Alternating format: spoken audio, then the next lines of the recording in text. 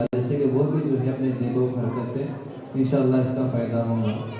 इसके बाद मैं निकाह और हमारा माशरा इस अहम तकरीर पेश करने के लिए उमेर वल्द अब्दुल हमीद साहब बागवान को इन अशार के साथ दावत देता हूँ कि निकाह हो सादगी से इसे में आसानी है यकीनन, निकाह हो सादगी से इसे में आसानी है यकीनन, नहीं मिला है सबक नबी से इसे में आसानी है यकीनन।